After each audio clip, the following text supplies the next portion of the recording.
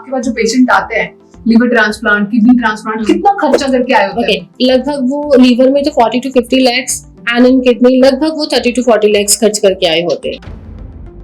Problem है नींद ना आने की। अगर मैं इसके ऊपर बात करूं, अभी नींद ना आने का सबसे बड़ा कारण क्या है? आजकल की लाइफस्टाइल कैसी हो गई है कि हमें लेट सोना है क्योंकि हम फोन को देख रहे हैं, फोन चला रहे हैं, फिर हम लेट उठेंगे। अगर अपना पूरा सर्काडियन क्लॉक आपने खुद ही खराब कर लिया, फिर अब जाते हो एलोपैथिक में तो वो एक पक्की नींद की गोली लगा देंगे।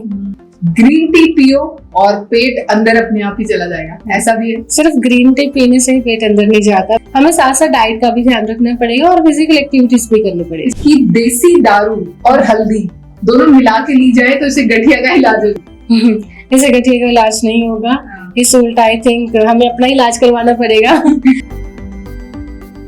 कि जो आयुर्वेद है, होम रेमेडीज होती है सारी, हमारे दादी नानी के नुस्खे होते हैं। Okay. दादी नानी के नुस्खे तो अच्छी बात है, बट जो आयुर्वेद है it is totally scientific, it is totally documented है, पूरा सिस्टमेटिक स्टडी होता है। सोचो अगर हमारे बॉडी के अंदर कोई भी चीज बहुत टाइम से पड़ी हुई है, बाहर ही पड़ी हुई तो वो सड़ जाती है, गल जाती है, अगर बॉडी के अंदर होगी तो उसको क्या नुकसान करेगी। ओम आरोग्यमस्तु, स्वागत है आपका हमारे द हीलिंग माइक के एक नए एपिसोड में, जहां पे हम बात करते हैं असली इलाज की और उस ज्ञान की जो सदियों से हमारे साथ है। लेकिन क्या हम उस ज्ञान को सच में जानते हैं? आज हम बात करने वाले हैं उन मिथ्स की और उन गलतफहमियों की जो बहुत सारे लोगों के मन में है। आजकल लोग मानते हैं कि आयुर्वेद बहुत स्लो काम करता है और ये तो सिर्फ घरेलू नुस्खा है, और बहुत सारे लोग मानते हैं कि आयुर्वेद के पीछे तो कोई साइंस ही नहीं है। लेकिन इन सभी मिथ्स का जवाब देने के लिए आज हमारे साथ हैं डॉक्टर जसप्रीत, जो पिछले 9 साल से आयुर्वेद की फील्ड में काम कर रही है और ये हिम्स हॉस्पिटल में कैंसर पेशेंट्स को डील करती है। तो प्लीज वेलकम डॉक्टर जसप्रीत। ओम आरोग्यमस्तु डॉक्टर जसप्रीत। ओम आरोग्यमस्तु, thank you so much for having me here. स्वागत है आपका आज के हमारे स्पेशल एपिसोड में। Okay, thank you so much. कैसा लग रहा है आपको? I am feeling very excited and बहुत अच्छा लग रहा है मुझे यहाँ पे आके। मेरा नाम डॉक्टर जसप्रीत है एंड मुझे टोटल 9 years का एक्सपीरियंस है and I am working in HIIMS. मैं पिछले 1 साल से यहाँ पे स्पेशल कैंसर पेशेंट्स को देख रही हूँ एंड इसके साथ साथ मैंने पहले किडनी के पेशेंट्स और डायबिटीज, हाइपरटेंशन के पेशेंट्स भी देखे हैं स्पेसिफिकली, एंड अभी मैं जो काम कर रही हूँ वो कैंसर के ऊपर काम कर रही हूँ। डॉक्टर जसप्रीत, क्या आप हमेशा से डॉक्टर ही बनना चाहती थी? जी सोनिया जी, मैं हमेशा से डॉक्टर ही बनना चाहती थी क्योंकि ये मेरा चाइल्डहुड ड्रीम था। जब भी मैं देखती थी, जब मैं कहीं पर जाती थी तो आई जस्ट फील कि जब डॉक्टर एक जाता है तो उनकी क्या वैल्यू रहती है। एक लोगों के मन में ना एक बहुत ही पॉजिटिव अप्रोच रहता है उनके प्रति एंड बहुत ही उनको ये रहता है कि जैसे आफ्टर द गॉड, अगर हम किसी को मानते हैं यहाँ पे that is the doctor, because after God हमें लगता है कि भगवान के अलावा जो हमें कोई बचा सकता है तो वो डॉक्टर ही है। जब हमें छोटी सी भी तकलीफ होती है, बड़ी से लेके छोटी सी भी जब होती है ना, तब हम सबसे पहले बात हम डॉक्टर के पास ही भागते हैं। सो इसमें 2 चीजें हो जाती है, आप अपना एक अच्छा एक्सपर्टीज पे काम भी करते हो और साथ में लोगों के साथ एक कनेक्टिविटी भी बनाते हो और एक तरह का जैसे हम बोलते हैं कि हमें लोक सेवा करनी है ना, तो बहुत ही पॉजिटिव ये फील्ड है और बहुत ही पॉजिटिव रिस्पॉन्स के साथ आप काम करते हो एंड मुझे बहुत अच्छा लग रहा है। Like now I am a doctor, मेरा जो ड्रीम था वो पूरा हो चुका है। तो आयुर्वेद में आने का कैसे सोचा? क्योंकि लोग, मुझे लगता है कि बचपन से ही जो लोग सोचते हैं कि मुझे डॉक्टर बनना है तो एमबीबीएस उनके दिमाग में सबसे पहले आता है, तो आपके मन में बीएमएस कैसे आया? डेफिनेटली यहाँ पे ना मैं एक स्टोरी है मेरी छोटी सी, मैं शेयर करना चाहूंगी। जैसे हम सभी छोटे होते हैं तो हमें बहुत सारी प्रॉब्लम्स होती हैं, तो ज्यादातर हम हमेशा एलोपैथी के पास ही जाते हैं जैसे आपने बोला। लेकिन मेरे केस में क्या हुआ कि हमारे जैसे मैं हूँ श्री मुक्तसर साहिब से, तो वहाँ पे ना हमारे यहाँ पे डॉक्टर्स भी हैं काफी, लाइक जो बीएमएस है। जब हमें छोटी छोटी प्रॉब्लम होती थी हम हमेशा जाते थे पहले एलोपैथी के पास, तब मैंने रियलाइज किया कि वहाँ पे बहुत ही शॉर्ट टर्म एक ट्रीटमेंट रहता है, मतलब आपने एक दवाई खाई वो ठीक हो गया, वो फिर से हो जाता है, तो रिकरेंस की बहुत ज्यादा प्रॉब्लम रहती थी। एंड मेरे को जो स्पेसिफिकली इश्यूज रहते थे वो स्किन इश्यूज रहते हैं, नॉट बिकॉज विद मी, मतलब ये सभी को होते हैं, बिकॉज अडोलसेंस एज है तो सभी को स्किन प्रॉब्लम्स रहती रहती है, बिकॉज जो हमारे हार्मोन्स हैं वो थोड़े डिफरेंट हो जाते हैं उस टाइम पे। तो उसके इस दौरान मुझे एक आयुर्वेद डॉक्टर के बारे में पता लगा था और जब मैं वहां पे गई उन्होंने मुझे सजेस्ट किया, उन्होंने मुझे सिर्फ और सिर्फ दवाई ही नहीं दी, उन्होंने मुझे बताया कि मुझे लाइफस्टाइल भी चेंज करना पड़ेगा, अपनी डाइटरी हैबिट्स को चेंज करना पड़ेगा और इसके साथ साथ कुछ चीजें जैसे कि योगा करना, थोड़ा मेडिटेट करना एंड बहुत सारी चीजें तो ऐसी होती है जो हम अपने खाने के थ्रू ही हम चेंज कर सकते हैं। And at that point I realise कि मतलब डॉक्टर डजंट मीन्स कि आपको जो सिर्फ दवाई दे रहा है, डॉक्टर मीन्स हम आपको सभी तरह से इलाज करना है। जो पेशेंट है वो हर तरीके से ठीक हो सकता है। मतलब तभी से भी आपने सोचा कि मुझे ऐसा डॉक्टर बनना है जो मुझे ओवरऑल में जो पेशेंट्स को मैं केयर करा सकूं। यस, तो उसके बाद में फिर मैंने डिसीजन लिया, मैंने अपनी डिग्री की and now I am here. Okay, thank you so much. वैसे जैसे आयुर्वेद की आज का जो एपिसोड है, आज स्पेशल हम इसी चीज पे बात करने वाले हैं क्योंकि आयुर्वेद को लेके लोगों के मन में बहुत सारी डाउट्स भी हैं। मतलब लोग आयुर्वेद से दूर है आज भी। Yes. है तो ये अपने देश की पैथी है, बट स्टिल आयुर्वेदा को लोग इतना ज्यादा मानते नहीं है। और जब भी किसी को कोई बीमारी है तो सबसे पहले लोग यही सोचते हैं। अब जैसे अगर मैं अपनी बात करूं, अगर बुखार हो रहा है तो मेरे मन में सबसे पहली चीज वही आती है कि पैरासीटामोल खानी है। सिर दर्द हो रहा है, चलो एनासिन या डिस्प्रिन खा लो, पहले यही है। पर आयुर्वेद में लोग नहीं आते हैं, तो इसी चीज पे आज हम बात करने वाले हैं। तो आज हम इस एपिसोड में बहुत सारे मिथ्स की बात करने वाले हैं क्योंकि मैंने बहुत सारे लोगों के मिथ्स अपने पास इकट्ठे रखे हैं। कुछ मेरे मन में भी थे और कुछ मैंने लोगों से भी, जो हमारे कमेंट्स जो करते हैं लोग, उनसे भी मैंने कुछ कलेक्ट किए। तो सबसे पहला जो मैक्सिमम लोगों के मन में आता है और मेरे मन में भी है कि आयुर्वेदा बहुत स्लो काम करता है। Okay. ये सबसे बड़ा मिथ है। एंड जैसे कि आप सब लोग जानते हो कि because I am working in the hymns से हमें पता चलता है आचार्य मनीष जी के बारे में। एंड आचार्य मनीष जी ने ये साबित कर दिया है कि जो आयुर्वेद है वो स्लो नहीं है। हमारे पास जितने भी पेशेंट आते हैं, आप देखो कि हमारे पास 72 आवर्स रिवर्सिबल पेशेंट्स आते हैं। आप बिलीव नहीं करोगे, वहां जिन पेशेंट की 18-18, 20-20 दवाई चल रही होती है, हमने खुद बंद करवाई है। जब वो हमारे पास आते हैं, हम उनको बोलते हैं कि आपने मेडिसिन नहीं लेनी, जैसे बीपी है, शुगर है, हम उनको कैसे चेंज कर रहे हैं, हम उनको कुछ अपनी दवाई नहीं दे रहे हैं। वहां पे अगर हमने एलोपैथिक या कुछ और मेडिसिन उनकी बंद करवाई, डजंट मीन दैट हम अपनी कोई मेडिसिन दे रहे हैं। With the help of lifestyle, with the help of dietary habits and कुछ उनको और भी चीजें बताते हैं, नेचुरल थेरेपीज, जैसे कि नीम करेला थेरेपी है, बहुत अच्छा काम करते हैं। विद इन 3 days पेशेंट की जो ब्लड शुगर लेवल है एंड उनका जो बीपी रहता है वो नॉर्मल हो जाता है। आप फर्स्ट डे पे देखोगे, जब वो हमारे पास आते हैं तो फर्स्ट डे पे ही उनकी जो फ्लक्चुएशन रहती है, जैसे कि वो कम हो जाता है, तो वो हमें देखने को मिलता है। Okay. ऐसा कोई पेशेंट, मतलब आपके पास कोई स्टोरी हो लाइव, कोई पेशेंट जिसकी सबसे जल्दी आराम आया? मेरे पास बहुत सारे ऐसे पेशेंट हैं। मैंने जो लास्ट टाइम मैं गई थी, पंचकुला में गई थी हमारे हॉस्पिटल में। पंचकुला में भी हमारा हॉस्पिटल है जो वन ऑफ द 6 बड़े हॉस्पिटल्स में से एक है। एंड वहां पर मेरे पास बहुत सारे ऐसे पेशेंट थे। एक मेरे पास पेशेंट थी हरप्रीत कौर। वो मुझे इसलिए याद है बिकॉज वो एटलीस्ट 20 मेडिसिन ले रही थी, जो मैंने खुद काउंट भी करी है। बिकॉज जब हम पेशेंट की हिस्ट्री लेते हैं तो बहुत ही डिटेल्ड हिस्ट्री टेकिंग होती है, तो वो 20 मेडिसिन ले रहे थे। तो जब वो मेडिसिन ले रहे थे तो मैंने देखा हर चीज की मेडिसिन चल रही थी, बीपी, शुगर, थायराइड, और साथ में उनको और भी बहुत सारी प्रॉब्लम्स थी, जैसे कि कुछ यूट्रस के रिलेटेड थे, कुछ डाइजेशन के रिलेटेड थे, हाइपर एसिडिटी की मेडिसिन वो ले रहे थे। जब वो हमारे पास आए, देन हम जैसे काउंट करते, जैसे डे 0 आप हमारे पास आए हो, नेक्स्ट डे मैंने उनको बोला कि मैम आपको मेडिसिन नहीं लेनी है, हमें टेपर ऑफ करनी होगी, हम मेडिसिन नहीं देंगे आपको। तो मेडिसिन छुड़वाने से पहले कुछ करते हैं कि डायरेक्टली मेडिसिन छुड़वा देते हैं? नहीं, जब वो आती है हमारे पास तो डेफिनेटली कुछ थेरेपीज रहती हैं हमारे पास, जैसे कि मैंने बताया नीम करेला थेरेपी, ये बहुत अच्छा काम करती है डायबिटीज के ऊपर। सिमिलरली जो हम डीआईपी डाइट यूज कर रहे हैं, देखो डाइट का मतलब ये नहीं है कि बहुत लोग समझते हैं ना सिर्फ जो फ्रूट्स और वेजिटेबल्स खा लो ये डाइट होगी। नहीं, डाइट में हमारे डीआईपी डाइट होते हैं। इट इज वेरी स्पेसिफिक, ये बॉडी की एज, वेट एंड आपकी हाइट के अकॉर्डिंग रहती है। फॉर एग्जांपल अगर आपका वेट 70 है या 60 है तो आप उस अकॉर्डिंग रहेगा, ऐसा नहीं। It is not for everyone. अगर हमने बोला डीआईपी डाइट, बहुत सारे पेशेंट बोलते हैं हम ये यूज कर रहे हैं, वो बोलते हैं हमें जैसे फर्क नहीं आया। फर्क क्यों नहीं है? बिकॉज आपने हमसे पूछा नहीं है ना, आपने बस उसको देखा और आपने उसको यूज करना शुरू कर दिया। तो वो बहुत ही स्पेसिफिक रहता है। हमने उनके अकॉर्डिंग उनका पूरा डाइट प्लान बनाया, उनके अकॉर्डिंग उनकी थेरेपीज, जैसे शिरोधारा थी, बस्ती थी, नीम करेला थेरेपी होती है, बहुत सारी थेरेपीज थी हमारी, हॉट वाटर इमर्सन थेरेपी होती है, तो अलग अलग तरह की थेरेपीज है हिम्स में। तो उन थेरेपीज की हेल्प से प्लस डाइट की हेल्प से उनकी जो बीपी और शुगर की जो मेडिसिन है बिल्कुल ही छूट गई है। जब वो हमारे पास थे 18-20 मेडिसिन ले रहे थे, तो डे 1 से उन्होंने कोई मेडिसिन नहीं ली थी। And she was very happy जब वो यहाँ से जा रहे थे कि बिना इतनी सारी मेडिसिन लेके आए थे, लेकिन जब वो वापस गए हैं कोई मेडिसिन नहीं लेके गए। एंड उनका जो टोटल हमने बना के दिया कि आपको इस तरह से लाइक डीआईपी डाइट को फॉलो करना है, या कुछ थेरेपीज है जो आप घर पे बैठ के कर सकते हो, उसको फॉलो करना है। And now she is very happy, totally fine है, कोई मेडिसिन नहीं ले रही, सारी मेडिसिन छूट गई विद इन 3 days। 3 दिन में? तो मतलब अब ये एक्चुअल में ये मिथ है कि आयुर्वेदा स्लो नहीं है। आयुर्वेदा स्लो नहीं है, ये सब हमारा वहम है। आप एक बार हिम्स में आओ, हिम्स के साथ जुड़ो, then you will get to know कि आयुर्वेदा कितना फास्ट काम करता है। एंड आचार्य जी बहुत सारी छोटी छोटी चीजें बताते रहते हैं। जैसे वो बताते हैं कि सुबह उठ के आपको कड़ी पत्ता खाना है, इट इज वेरी गुड। अब देखो वो कड़ी पत्ता खाने से, या फिर जैसे आप सुबह उठ के डिटॉक्स वाटर ले रहे हो, तो आपको विद इन अ वीक फर्क पता चल रहा है। So within a week patient हमें बताते हैं कि विद इन अ वीक उनको कितना अच्छा रिस्पॉन्स आ रहा है। तो ये सबको खाना चाहिए? डेफिनेटली देखो सबको खाना चाहिए जैसे, बट ये ना हर रोज नहीं खाना चाहिए।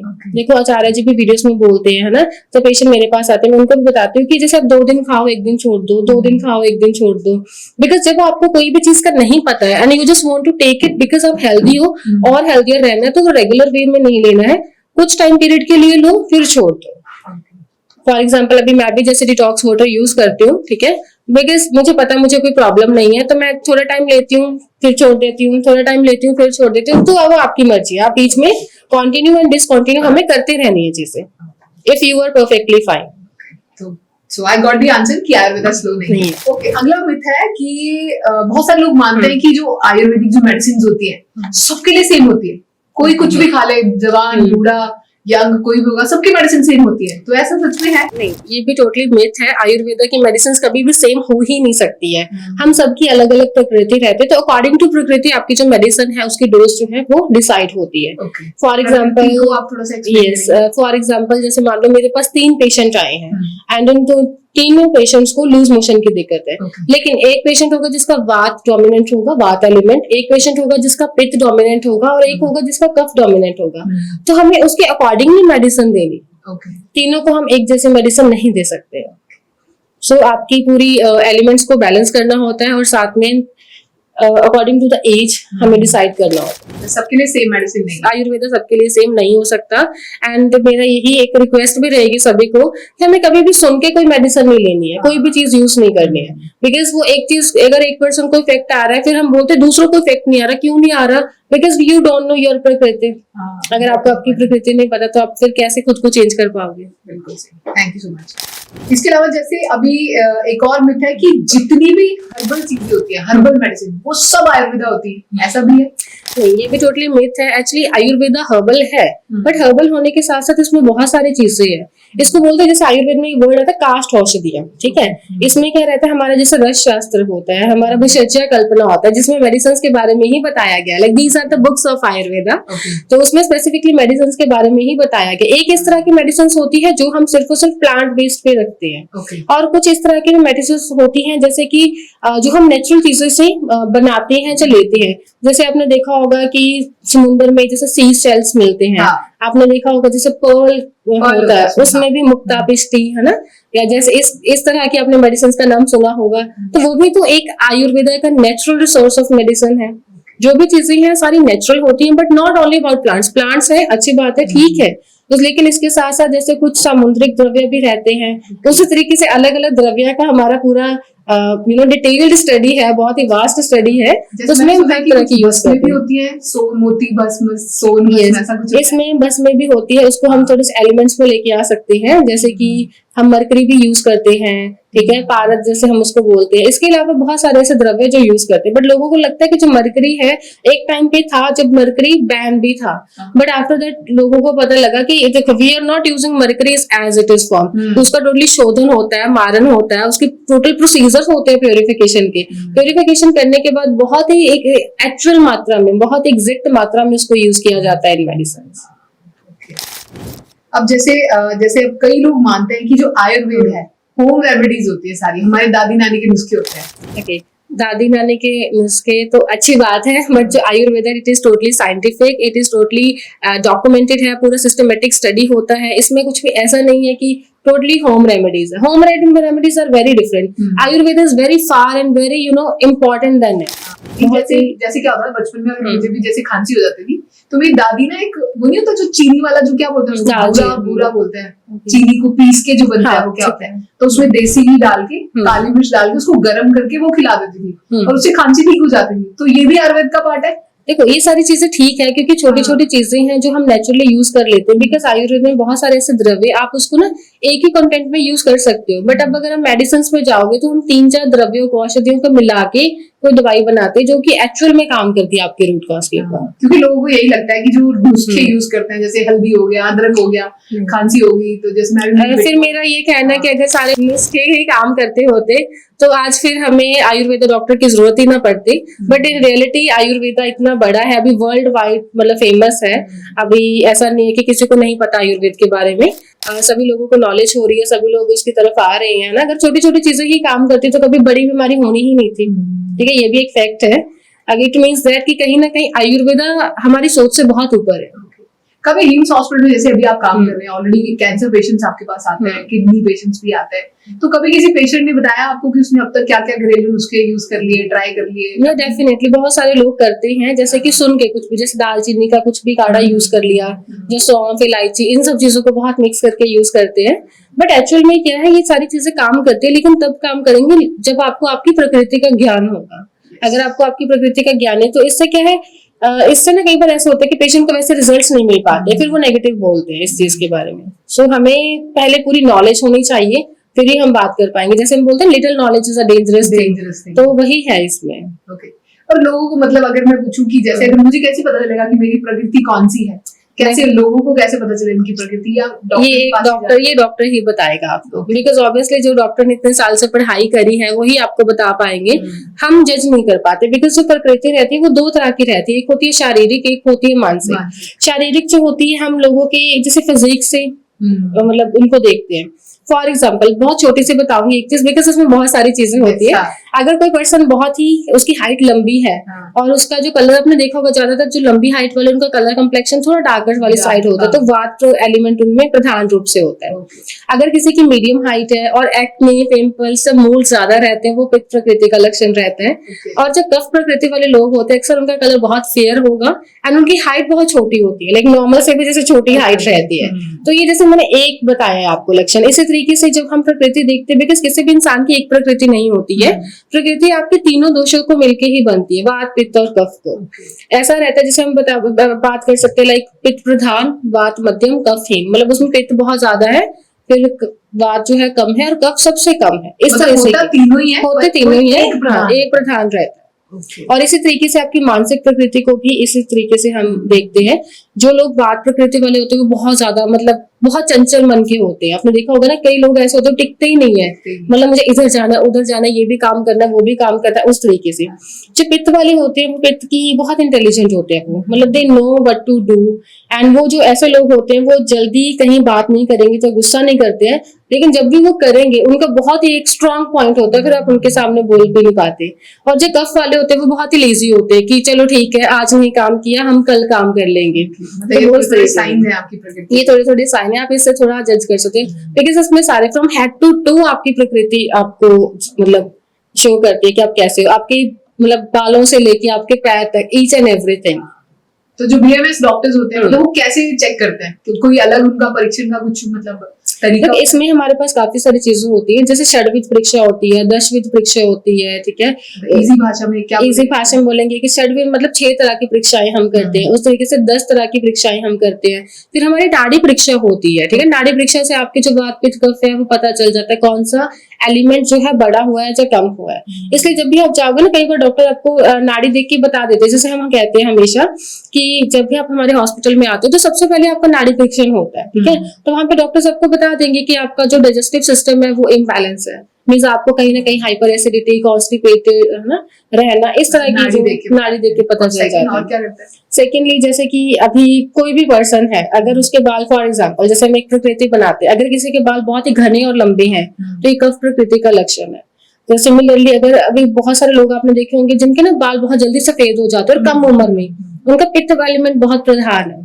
और कईयों के बाल बहुत ही थिन होते हैं, जो मर्जी लगा लो आप तो बहुत ही थिन ही रहेंगे, और उनका कलर भी ब्लैक नहीं होता, कॉपर सा कलर होता है, बहुत अलग सा, वो नेचुरल कलर होता है उनका। चलो आजकल तो सभी लोग हेयर कलर करवा लेते हैं, ग्लोबल कलर करवाते हैं, बट उनका नेचुरली जो है कभी ब्लैक हेयर नहीं होते। तो वो बात का एक लक्षण है।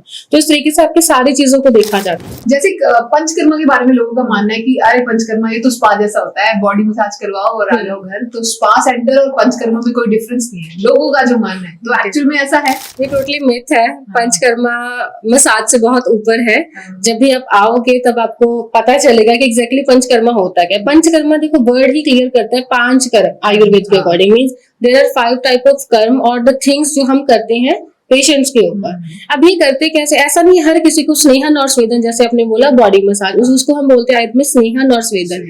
एक्चुअली वो होता भी है जैसे हम बोलते हैं ना pre operative, operative and post operative. Similarly जो पूर्व क्रम है आपके पंचकर्मा से पहले का जो पार्ट है that is your body massage. जो लोगों को लगता है, अगर लोगों को लगता है कि पंचकर्मा सिर्फ बॉडी मसाज है, तो मैं उनको बता दूं वो पंचकर्मा से पहले का पार्ट है, जो एक बॉडी मसाज और इनका स्टीमिंग किया जाता है। सो दैट जितने भी हमारे दोष होते हैं बॉडी में, दोष का मतलब है जितने भी एलिमेंट्स जो है वो इम्बैलेंस रहेंगे वो आपके कोष्ठ में आ जाते हैं, मतलब शाखागत से कोष्ठ में आते हैं, मतलब पेरिफेरल से लेके वो आपके एक जगह पे आ कोष्ठ जाएंगे। मतलब? कोष्ठ मतलब ऐसे स्टमक बोलते हैं हम, ठीक है, स्टमक आप बोल सकते हो, या फिर जितना भी हमारा डाइजेस्टिव पार्ट है जो मिडल ऑफ द बॉडी उसको बोल सकते हो। उसके थ्रू जब सभी एलिमेंट्स वहां पे आएंगे, इकट्ठे होंगे, फिर हम पंचकर्मा करेंगे। पंचकर्मा उसके बाद का पार्ट है। इसमें जिन लोगों का वात एलिमेंट बहुत ही हाई होता है, इम्बैलेंस होता है, उसमें हम वमन कर्म करवाते हैं। वमन कर्म मतलब उनको इंड्यूस्ड, जैसे वॉमिटिंग बोल सकते हो, लेकिन वॉमिटिंग में और वमन में बहुत फर्क होता है। वॉमिटिंग में सिर्फ और सिर्फ आपका खाना ही बाहर आता है, जो आपने खाया वही बाहर आ जाएगा, लेकिन इसमें आपका कफ दोष बाहर आएगा और ये दिखता है।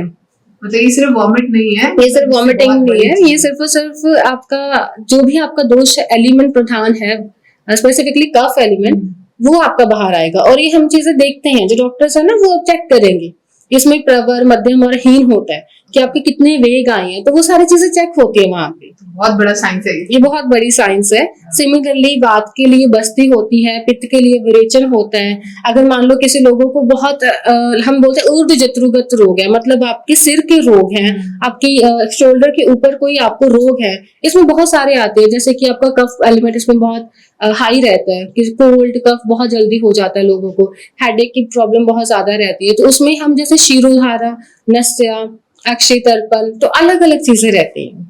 बहुत कुछ इसमें बहुत कुछ है। आई होप जिन्होंने मतलब ये मिथ के बारे में पूछा था उनको उनका आंसर मिल गया हो। कुछ लोगों का मानना है कि जैसे आयुर्वेद अगर आपने खाना है तो आपको एलोपैथी मेडिसिन छोड़नी पड़ेगी, वैसा है क्या? ओके, ये भी टोटली मिथ है, बिकॉज मैं जैसे कैंसर के पेशेंट्स देखते हूँ स्पेसिफिकली, वहां पे देखो हम कैंसर की जो भी वो मेडिसिन ले रहे होते हैं ना, हम उनको एकदम से नहीं छुड़वा सकते हैं। मेडिसिन से नीचे टेपर ऑफ होती है। देखो हम आयुर्वेद में क्यों आए हैं, हम इसलिए आए हैं बिकॉज हमें दूसरी मेडिसिन नहीं लेनी है। हाँ। तो दूसरी मेडिसिन ना तो एकदम से आप बंद कर सकते हो, ना ही आप हमारी मेडिसिन शुरू कर सकते हो। तो साथ साथ दोनों मेडिसिन चल सकती ये साथ साथ चल सकती है और हम चलाते हैं। हिम्स हॉस्पिटल में हम दोनों ही मेडिसिन चलाते हैं। जब वो आपकी मेडिसिन हम टेपर ऑफ करेंगे, साथ साथ हमारा ट्रीटमेंट चलेगा, तो धीरे धीरे करके हम आपके टोटली एलोपैथिक बंद करवा देंगे। ओके, मतलब ऐसा नहीं है कि जिस दिन शुरू किया आयुर्वेदा उसी दिन एलोपैथी नहीं, ऐसा नहीं होता है। ओके, एलोपैथी जैसे अब ये काफी लोगों का मानना है, और मैंने भी डॉक्टर्स को बोलते हुए सुना है, हमारे घर के पास जो डॉक्टर्स है ना, तो एक बार जो है मतलब मेरे मदर को प्रॉब्लम है तो उनको हम पास में लेके गए ऐसे ही। तो अब तो मैं जैसे आयुर्वेद काफी हद तक पता है कि कैसे कैसे होता है, वीडियोस देखते हैं, तो वो डॉक्टर बोले यार कुछ नहीं आता उन लोगों को। तो ये सच में काफी बार ऐसा होता है कि एलोपैथी वाले मानते हैं, जो मॉडर्न साइंस वाले मानते हैं कि आयुर्वेद वाला को कुछ नहीं आता, एक झूला छाप एक वर्ड यूज करता है कि वो तो झूला छाप है, उनकी मत सुना करो। तो ऐसा उनके लिए आप क्या कहना चाहिए? ये टोटली मिथ है। उनके लिए मैं ये बोलना चाहूंगी कि देखो, I respect all the things and all the pathies, but अगर आपको नहीं पता है तो आई थिंक हमें नहीं बोलना चाहिए, बिकॉज पेशेंट के मन में ना बहुत बड़ी नेगेटिविटी आ जाती है। अब पेशेंट को खुद पता है, जितने भी पेशेंट मेरे पास आते हैं वो बताते हैं कि ओके, वो तो अपनी नेगेटिव पॉइंट्स पहले बताते हैं कि हमारी मेडिसिन कितने साइड इफेक्ट्स है, फिर भी आपको लेना ही पड़ेगा बिकॉज इसके अलावा कोई ऑप्शन नहीं है। पहले वाले लोगों को नहीं पता था, लेकिन अभी जैसे ही आपने देखा चारण मिश्र ने कैंसर के ऊपर कितना सारा काम किया है, हम कितना सारा काम कर रहे हैं, हमारे सभी डॉक्टर्स हैं, हमारी टीम है इतनी बड़ी, वो सभी लोग बहुत अच्छा काम कर रहे हैं। Now people are aware of all these things. तो उसमें बहुत सारे मुझे पेशेंट आके बोलते हैं कि हमें डॉक्टर ने ये बोला कि वो काम नहीं करेगा या फिर उसमें जाने का कोई फायदा नहीं है, बट इन रियलिटी जो पेशेंट वहां से आते हैं, एक तो वो ठीक हो जाते हैं हमारे पास आके, एंड सेकेंडली जितने भी पेशेंट हैं उनकी मेडिसिन भी बंद हो जाते हैं। मेडिसिन की वजह से इतने साइड इफेक्ट्स हुए होते हैं वो भी ठीक होते हैं। हम सिर्फ और सिर्फ कैंसर के ऊपर ही नहीं काम करते, उनके इम्यूनिटी के ऊपर भी काम करते हैं, उसको रिवर्स भी करना है, इन फ्यूचर जाके वो वापस ना हो जाए, बिकॉज रिकरेंस होना सबसे बड़ा एक कॉमन फैक्टर रहता है। तो सोनिया जी, मैं आपको एक बात बताना चाहूंगी। अभी हमारे एक पेशेंट थे, निशा जी, उड़ीसा से पेशेंट थे वो। उनको क्या था, उनको रेयर कैंसर था एक्चुअली। तो डॉक्टर्स ने बोला कि हमें पूरी सर्जरी करनी पड़ेगी। मतलब उन्होंने पहले बायोप्सी की, बायोप्सी की वजह से उनका केस पूरा खराब हो गया। आफ्टर दैट सेड कि उनकी आंख भी निकालनी पड़ेगी, नोज का पार्ट भी, और साथ में मतलब कि हमें पूरा उनका लेफ्ट पार्ट जो कट करना पड़ेगा। एंड वो डॉक्टर्स उनको आने ही नहीं दे रहे थे। तो उनके जो भाई है, फिर उन्होंने वहां पे जैसे उन्होंने हमें बताया कि उन्होंने FRI की, FRI करके वो हमारे पास आए उनको लेके। एंड अब बिलीव नहीं करोगे, बिना एनी मतलब कोई ऑपरेशन किए, बिना कोई कट लगाए, बिना वो हमारे यहाँ से ठीक होके गए। कैंसर ठीक हो गया, and it was the rarest cancer जो उनको था। आयुर्वेद के बारे में लोगों ने सुना है कि झोला छाप, ये झोला छाप क्यों बोलते हैं? झोला तो आई थिंक पुणे में जिसमें पहले हम वैद्य सब्जी वैद्य लेके लेके आते जाते थे, हाँ। हाँ, तो वो झूला छाप क्यों बोलते हैं आयुर्वेद वाले? देखिए सभी हम बहुत एडवांस मतलब टेक्नोलॉजी में है, 21st सेंचुरी में है। पहले ऐसे नहीं होता था, पहले लोगों के पास इतनी सारी चीजें होती नहीं। जब राजा महाराजा का टाइम होता था तब जो वैद्य थे ज्यादातर आपको पता है कि अपने एक काइंड ऑफ पर्स बोल सकते हैं, काइंड ऑफ झोला in their language, layman language, वो लेके आते थे सारी चीजें, जड़ी बूटियां, और उनका इलाज करते थे। तो उस टाइम से ही उन्होंने फिर सोचना शुरू कर दिया कि मे बी ये झोला छाप है। बट इन रियलिटी जो आयुर्वेद है बहुत ही साइंटिफिक है, ये वेल डॉक्यूमेंटेड है, पूरे क्लिनिकल ट्रायल्स होते हैं इसके ऊपर। आपने देखे होंगे हमारे पास बहुत सारे क्लिनिकल ट्रायल्स हैं, बहुत सारे पेशेंट्स के, not only the cancer, kidney के ऊपर, बीपी के ऊपर, शुगर के ऊपर, हर किसी का हमारे पास क्लिनिकल ट्रायल है।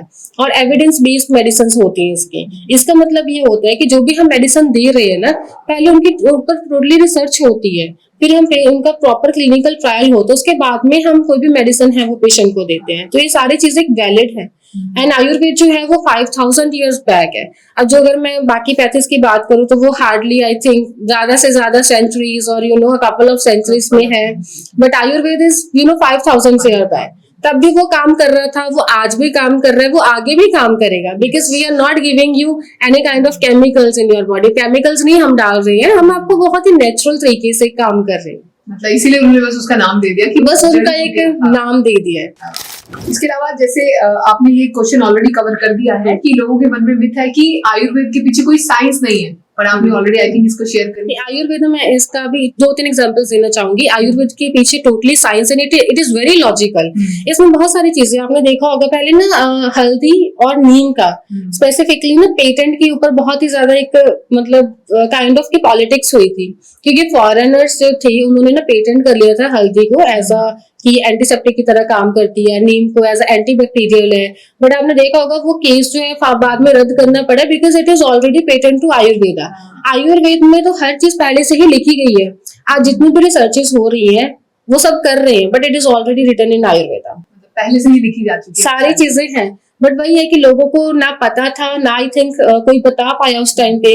But now hymns, I think ये मुझे सबसे अच्छी बात लगती है हिम्स की, आचार्य मनीष जी, कि वो हर जगह पे इसको प्रमोट भी कर रहे हैं और साथ में बताना भी चाह रहे हैं। बेसिकली वो अवेयरनेस मतलब क्रिएट कर रहे हैं लोगों के मन में कि एक्चुअली आयुर्वेदा क्या होता है और आप लोग क्या सोचते हो आयुर्वेदा के बारे में। इट इज वेरी डिफरेंट, जमीन और आसमान का फर्क है। कुछ टाइम पहले बहुत रिसर्च आई थी ऑटोफेजी के ऊपर, तो ऑटोफेजी के ऊपर उन्होंने रिसर्च की, लेकिन हम तो पहले से 5000 ईयर्स बैक में आचार्य चरक जी ने सूत्र स्थान में बता दिया था कि लंघनम परम औषधम। जो लंघन है वो आपकी परम औषध है। लंघन मीन्स फास्टिंग करना, एंड जो फास्टिंग है वो बहुत चीजों में आपको हेल्प करती है। सिमिलरली हमारे पास एक और चीज आई थी, जैसे एक रिसर्च और आई थी जब उन्होंने बोला कि ऑक्सीजन अगर आप अपनी बॉडी में बढ़ा दोगे तो बहुत सारी जो रिस्क है डिसीज के, स्पेसिफिकली कैंसर, उसकी होने की संभावना बहुत ही कम हो जाती है।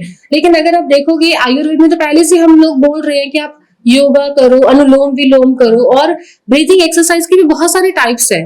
आज हम कोई भी रिसर्च आप उठा के देख लो, उसका प्रमाण आपको आयुर्वेद में 5000 ईयर्स बैक पहले से लिखा मिल जाएगा। ठीक है, okay, thank you so much. इसमें नेक्स्ट हमारा मिथ है कि जो आयुर्वेदा मेडिसिन है वो सिर्फ वेजिटेरियन लोगों के लिए है, अगर कोई नॉन वेजिटेरियन है तो वो आयुर्वेद नहीं ले सकता, ऐसा नहीं है? ये भी टोटली मिथ है। हाँ, हमारी मेडिसिन जो है ज्यादा हर्बल बेस्ड या प्लांट बेस्ड रहती है, but it doesn't mean sir कि नॉन वेजिटेरियन उसको नहीं ले सकते हम। बट नॉन वेज को बंद करवाते हैं इस चीज में। द फैक्ट इज दिस कि हम नॉन वेज को बंद करवाएंगे, एंड बंद करवाने का भी रीजन है। देखो आजकल क्या हो रहा है, पहले की टाइम पे क्या होता था ना, फिजिकल एक्टिविटीज बहुत ज्यादा थी, लोग ना सारा दिन दौड़ते थे, भागते थे, काम करते थे। आजकल क्या हो गया कि हम ऑफिस आए, जो कॉलेज गए हैं, जो स्कूल गए हैं, एसीज लगे हुए हैं, फैंस लगे हुए हैं, हमने बस आना है, खाना खाना है और बैठना है। और आई डोंट थिंक सो कि बहुत सारे जो लोग हैं जो ऑफिस गोइंग हैं, जो स्पेसिफिकली कॉलेज के बच्चे हैं या छोटे बच्चे हैं, कि ज्यादा फिजिकल एक्टिविटीज कर पा रहे, उतनी नहीं हो रही है जितनी पहले होती थी कंपैरेटिवली। हमारा कैलोरी इनटेक बहुत ज्यादा, लेकिन कैलोरी डेफिशिएंट नहीं है, हम उस कैलोरी को यूज नहीं कर रहे हैं, जिसके कारण क्या हो रहा है, हमारी बॉडी के अंदर एंडोटॉक्सिन्स बन रहे हैं। एंड जो एंडोटॉक्सिन्स है यही कारण है सभी बीमारियों की जड़ का। तो इसीलिए नॉनवेज खाना, इसलिए नॉनवेज का रीजन ये है कि नॉनवेज को ना डाइजेस्ट करने में बहुत टाइम लगता है, और जो नॉनवेज है हमारे इंटेस्टाइन में कम से कम वो 72 आवर्स तक पड़ा रहता है। एंड आप खुद सोचो, अगर हमारी बॉडी के अंदर कोई भी चीज बहुत टाइम से पड़ी हुई है, बाहर ही पड़ी हुई, तो वो सड़ जाती है, गल जाती है, अगर बॉडी के अंदर होगी तो उसको क्या नुकसान करेगी। जैसे मॉडर्न जो डॉक्टर्स हैं या मतलब काफी लोगों से सुना भी होगा कि प्रोटीन मिलेगा आपको इससे, है ना, फैट, तो देखो, जिम वाले स्पेशली बोलते हैं डेफिनेटली नॉनवेज खाने के तो लिए। जैसे मैंने आपको अभी बताया, देखो अगर आपका फिजिकल वर्कआउट बहुत अच्छा है, आई थिंक तो उसको खाने का थोड़ा फायदा भी है।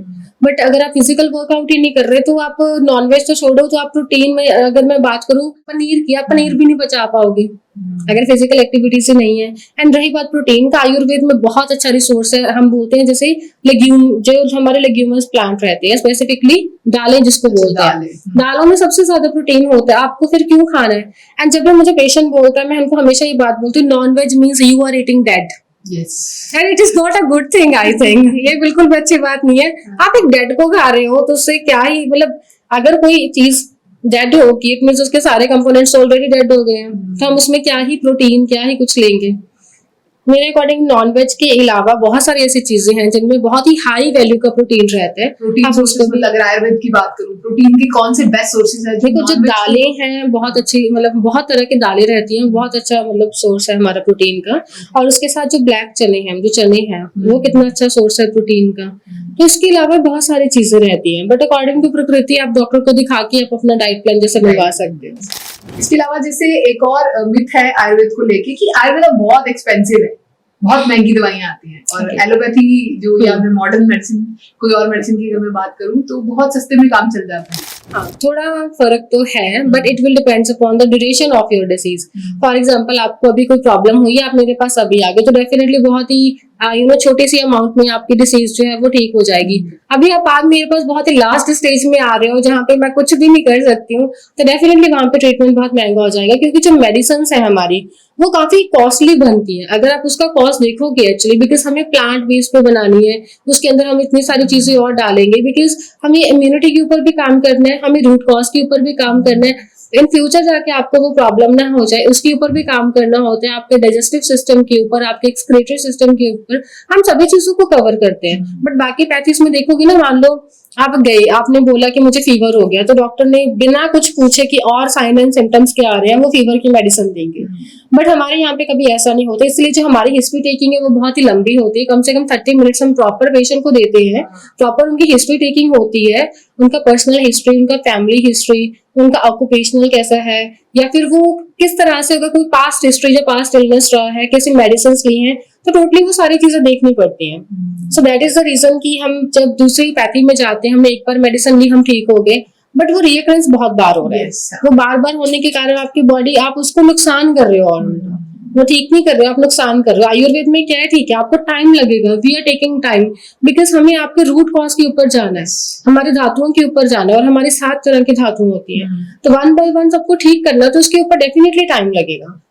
सोनी जी, मैं आपको एक और एग्जांपल देती हूँ। जैसे कि जब हम इन्वेस्टमेंट करते हैं ना आयुर्वेद में, जब मेडिसिन के ऊपर आप बोल सकते हो, तो वो एक तरह की नेचुरल इन्वेस्टमेंट है अपनी बॉडी के ऊपर, बिकॉज आपको इन फ्यूचर में इसके बहुत अच्छे रिटर्न्स भी मिलेंगे, प्लस रिजल्ट्स भी मिलते हैं। आपकी इम्यूनिटी स्ट्रांग होती है, उससे जो नेचुरल आपकी फाइटिंग कैपेसिटी है बॉडी की, वो आपकी बढ़ती है, और इसके साथ साथ जितनी भी आपकी प्रॉब्लम्स और होनी होती है वो भी नहीं होती है। तो बहुत एक नेचुरल वे है अपनी बॉडी को इन्वेस्ट करने का। ओके, फॉर एग्जांपल जैसे इसमें ना बहुत सारे पेशेंट हैं बीपी और शुगर की मेडिसिन खा रहे होते हैं बहुत लंबे समय से, लेकिन देखो वो ऐसे कौन सी मेडिसिन है आप खा रहे हो लेकिन अब ठीक नहीं हो रहे हो, मेडिसिन जब छोड़ोगे तब आपका बीपी बढ़ जाएगा, शुगर बढ़ जाएगा। तो इससे मच बेटर है कि हम नेचुरली इसको ठीक करें, बिकॉज जितने भी हमने अभी तक रिसर्चेस देखे हैं, पेशेंट्स देखे हैं, 70 to 80% जो होते हैं उनको बीपी या शुगर की मेडिसिन लेने से किडनी के ऊपर इम्पैक्ट आता है, स्पेसिफिकली बीपी की मेडिसिन की वजह से उनका किडनी फेलियर में जाता है, वो डायलिसिस पे जाते हैं, डायलिसिस के बाद में एंड ऑप्शन रहता है किडनी ट्रांसप्लांट का। एंड आप बिलीव नहीं करोगे, मेरे पास इतने सारे पेशेंट आए हुए हैं किडनी की और लीवर की, जिन्होंने लीवर भी ट्रांसप्लांट करवाया है और किडनी भी ट्रांसप्लांट करवा के फिर भी वो हमारे पास आए। कितना खर्चा हो जाता है, मतलब आपके पास जो पेशेंट आते हैं लिवर ट्रांसप्लांट, किडनी ट्रांसप्लांट, कितना खर्चा करके आए होते हैं? लगभग वो लीवर में तो 40 to 50 lakhs and in kidney लगभग वो 30 to 40 lakhs खर्च करके आए होते हैं। तो मतलब इतना खर्चा ऑलरेडी करके आते हैं, ट्रांसप्लांट करा के आते हैं, फिर भी उनके बाद उनकी जो किडनी है, जो लीवर है, वो अच्छे से काम नहीं कर रहा होता। तो उसके बाद फिर आयुर्वेद की शरण लेते हैं। तो आयुर्वेद में जो उनकी किडनी होती है फिर वो ठीक हो जाती है? देखो अगर तो आप पहले ही आ रहे हो तो डेफिनेटली आपने देखे हमारे बहुत अच्छे रिजल्ट्स है किडनी के ऊपर। जो काम डायलिसिस कर रहा है वो हमारा हॉट वाटर इमर्शन थेरेपी कर रहा है, it is just a natural thing. इसमें कोई केमिकल नहीं यूज हो रहा, कोई हम उसको दवाई नहीं दे रहे, मेडिसिन नहीं दे रहे, बहुत ही नेचुरल थेरेपीज होती है। सिमिलरली लीवर के ऊपर भी हमारी अलग अलग थेरेपीज रहती है। अगर तो पहले आ रहे तो बहुत अच्छी बात है, वरना देखो हम तो ऐसे भी केस डील करेंगे। मैंने ऐसे खुद के बहुत सारे केसेस जो है डील किए हैं, तो वो पेशेंट का बाद में भी अच्छा रिजल्ट आता है। But the only thing is हमें क्यों जाना है ट्रांसप्लांट की तरफ, क्योंकि ट्रांसप्लांट इज द थिंग कि आपने करवाया है फिर भी अब वापस हमारे पास ही आ रहे हो, तो this is not the best option कि ट्रांसप्लांट के बाद भी अगर आपको फिर से मतलब मेडिसिन लेने की जरूरत पड़ रही है, आपकी किडनी नहीं काम कर रही, लीवर नहीं काम कर रहा, फिर ट्रांसप्लांट का कोई फायदा ही नहीं है। लाला जी हमेशा बोलते हैं कि ऑपरेशन करवाने से पहले, जब भी आपको डॉक्टर बोलते हैं कि आप ऑपरेट करवाओ, चाहे किडनी ट्रांसप्लांट करवाओ, लीवर ट्रांसप्लांट करवाओ, लेकिन एक बार आप हमारे पास आओ, ठीक है। बिकॉज ऑपरेशन से पहले जब किडनी ट्रांसप्लांट या लीवर ट्रांसप्लांट से आप बच सकते हो तो वाई नॉट। एंड मेरा भी यही मानना होता है, जितने भी कैंसर के पेशेंट्स है, हमेशा जैसे पेशेंट बोलते हैं कि हमें ना मतलब डॉक्टर ने ऑपरेट के लिए बोल दिया, उसके बाद में कीमो चलेगी, रेडियो चलेगी। बहुत सारे केसेस में ना proton therapy, immunotherapy, target therapy और अलग अलग तरह की थेरेपीज आ गई है। बट बेसिकली मैं उनको बोलती हूँ कि सर आप थेरेपीज में मत जाओ, ठीक है, उसमें मत जाओ ऑपरेशन की तरफ। एक बार आप ट्राई करो, एटलीस्ट ट्राई करो, बिकॉज हो सकता है कि आपको फर्क पड़े और अच्छे रिजल्ट्स आए और आप उसकी तरफ जाओ ही मत। एंड मेरे बहुत सारे ऐसे पेशेंट है, स्पेसिफिकली फीमेल पेशेंट, जिसके ब्रेस्ट में गांठें थी, यूट्रस में गांठें थी। बहुत सारे पेशेंट हॉस्पिटल में आके बहुत अच्छे रिजल्ट्स आए उनको, बिना ऑपरेशन के, बिना सर्जरी के, बिना कीमो के उनकी जो गांठें हैं वो रिमूव हुई है। सिमिलरली बहुत सारे पेशेंट ऐसे भी हैं कि जो पेशेंट घर पे बैठ के भी हमने उनको इलाज दिया, क्योंकि वो आ नहीं सकते ड्यू टू एनी हाउ, क्योंकि एज हो सकती है, एज बहुत ज्यादा होती है तो पेशेंट इतना वॉकिंग में नहीं रह पाता, तो मेडिसिन की हेल्प से भी उनकी जो ब्रेस्ट की गांठें हैं वो बिल्कुल ठीक हुई। मतलब आपकी बात सुन के अब मुझे लग रहा है कि आयुर्वेद महंगा तो बिल्कुल भी नहीं है। तो अगर मेरा दिमाग में क्लैरिटी होगी तो आई थिंक मेरे व्यूअर्स की तरफ में भी हो ही चुकी होगी कि आयुर्वेद महंगा नहीं लग रहा है। ओके, इसके अलावा एक ना आयुर्वेद का ये बहुत मतलब काफी लोगों के मन में ये सवाल है कि आयुर्वेद अगर आप दवाइयां खा रहे हो तो परहेज बहुत कराते हैं, और परहेज तो बिल्कुल भी नहीं होता। Okay. मतलब लोग परहेज नहीं कर सकते, उनको लगता है कि मैं तो कहती हूँ कि कई बार जैसे हम रील्स में भी बड़ी सारी मीम्स आते रहते हैं कि जैसे कोई बंदा अगर अपना वेट देख रहा है, अगर वेट बहुत ज्यादा है तो उनको लगता है वेट मशीन ही निकाल दो घर से, वेट ही नहीं देखना है। या जो डॉक्टर बोलते हैं ना कि चाय छोड़ दो, पराठे छोड़ दो, लोग डॉक्टर छोड़ना पसंद करते हैं पर परहेज नहीं कर सकते। डेफिनेटली देखो परहेज होता है, बट आई थिंक परहेज जरूरी भी है। देखो हम बोलते हैं prevention is better than cure. अगर आप प्रिवेंट कर लोगे तो आपको क्योर तक जाने की जरूरत नहीं पड़ेगी। तो सिमिलरली बहुत सारी चीजें, क्योंकि ऐसे परहेज क्यों करवाते हैं, बिकॉज हमें पता है बहुत सारी चीजें ऐसी है तो बिना मेडिसिन के ठीक होने वाली हैं। आप अपनी डाइट को ठीक कर लो, आप अपना थोड़ा लाइफस्टाइल को ठीक कर लो। बहुत एक कॉमन प्रॉब्लम है नींद ना आने की। अगर मैं इसके ऊपर बात करूं, अभी नींद ना आने का सबसे बड़ा कारण क्या है? आजकल की लाइफस्टाइल कैसी हो गई है कि हमें लेट सोना है, क्योंकि हम फोन को देख रहे हैं, फोन चला रहे हैं, फिर हम लेट उठेंगे। अगर अपना पूरा सर्काडियन क्लॉक आपने खुद ही खराब कर लिया, फिर आप जाते हो एलोपैथिक में तो वो एक पक्की नींद की गोली लगा देंगे, तो उसके बाद में उसके साइड इफेक्ट्स आते हैं वो अलग से आते हैं। तो इससे मच बेटर हम जैसे हमेशा बोलते हैं कि आप सनसेट के बाद में खाना ना खाओ। सनसेट के बाद में खाना नहीं खाना है तो ऑब्वियसली आपके सारे काम जल्दी हो जाएंगे, आप जल्दी सोओगे तो आप जल्दी उठोगे। तो prevention is better than cure. हमें क्यों मेडिसिन के ऊपर जाना है कि अगर आप मेडिसिन के बिना ही ठीक हो सकते हो। तो मुझे लगता है कि लोगों को मेडिसिन खाने की शायद इतनी आदत हो गई है। तो अगर मैं बात करूं सर्दियों में अगर नहाने की गोली आ जाए ना तो लोग नहाना बंद कर देंगे और नहाने की गोली ले लेंगे। इतनी गोलियों की आदत है बिकॉज हम टेक्नोलॉजी के साथ साथ बहुत लेजी हो रहे हैं। कभी कभी लोगों को पता नहीं है कि रील और रियल में क्या डिफरेंस है। वो रियल लाइफ में इतनी ज्यादा खो जाते हैं कि रियल लाइफ को ही छोड़ देते हैं। बट द रियलिटी इज कि आफ्टर ऑल घूम फिर के आपको रियल लाइफ में ही आना है। आप जितनी मर्जी रील्स देख लो, जितना मर्जी फोन चला लो, खुद को आपको ही संभालना पड़ेगा। देखो इट इज मच बेटर कि आप खुद को संभालो रादर देन कि डॉक्टर आपको संभाले। फिर अदरवाइज फिर आप बोलते हो कि हमें ये भी दिक्कत हो गई, ये भी दिक्कत हो गई, फिर सभी जगह से घूम फिर के हमें कोई सोल्यूशन नहीं मिल पाता। तो आचार्य जी हमेशा बोलते हैं अपनी वीडियोस में कि हमें सिर्फ और सिर्फ अपने टेस्ट बड्स के चक्कर में सोल को नहीं खराब करना है। मींस हमें टेस्ट कब तक आ रहा है, जब तक वो चीज मुंह में है ना, हमें तब तक ही टेस्ट आ रहा है, बिकॉज हमारे सारे टेस्ट बड्स एंड साइवा सारा माउथ में है। जब वो नीचे चला जाएगा इसोफेगस में, पूरे डाइजेस्टिव पार्ट में, हमें कोई टेस्ट नहीं आएगा वहां पे। तो आई थिंक हमें सिर्फ और सिर्फ इतने पोर्शन को ही तो कंट्रोल करना है, देन व्हाई नॉट। तो हमें अपने टेस्ट बड्स को सेटिस्फाई नहीं करना, लेकिन अपनी सोल को सेटिस्फाई करना है। एंड जिस दिन आप ये सब समझ जाओगे ये सारी चीजें क्या होती हैं, क्यों होती है, तो आई थिंक लोग बहुत हद तक ठीक हो जाएंगे। ये बहुत अच्छी बात बोली आपने कि टेस्ट को सेटिस्फाई, क्योंकि टेस्ट बिल्कुल सही कि मुंह में ही रहता है। उसके बाद तो सब सेम ही है। Very nice. एक और मिथ है कि आयुर्वेदा सिर्फ छोटी छोटी बीमारियों को ठीक कर सकता है, बड़ी बीमारियों को ठीक नहीं कर सकता, पर आई थिंक आपने ऑलरेडी बताया है कि कैंसर भी ठीक कर रहे हैं आप। डेफिनेटली ये टोटली मिथ है, बिकॉज एक्यूट प्रॉब्लम के लिए तो आयुर्वेद है ही बहुत अच्छा है, लेकिन क्रॉनिक प्रॉब्लम में सबसे ज्यादा हम केसेस देखते हैं। मैंने बहुत कम केसेस देखे जब लोग बहुत ही छोटी सी बीमारी के लिए हमारे पास आ रहे हैं। वो तब आते हैं जब वो सारी जगह से उनको निराशा मिल जाती है, जब सब लोग उनको मना कर देते हैं कि अब कुछ नहीं हो सकता, आप चले जाओ। आफ्टर दैट जो लोग हैं वो हमारे पास आते हैं, लेकिन डेफिनेटली एक चीज मैं बहुत प्राउडली बोलना चाहूंगी, हमसे वो बहुत ही सेटिस्फाइड होके जाते हैं, बहुत ही रिवर्सिबल उनको रिजल्ट्स मिलते हैं, पॉजिटिव रिस्पॉन्स मिलता है और जाते हैं। बाकी जब आप हिम्स में जाओगे, हिम्स की वीडियोस देखोगे, then you will get to know कि कैंसर भी रिवर्स कर रहे हैं हम लोग। Cancer patient, kidney patient, liver patient, जिनको एलोपैथिक वाले बोल देते हैं कि टोटली इनका ट्रांसप्लांट ही होगा, इसके अलावा कोई ऑप्शन ही नहीं है, because we are saving your body.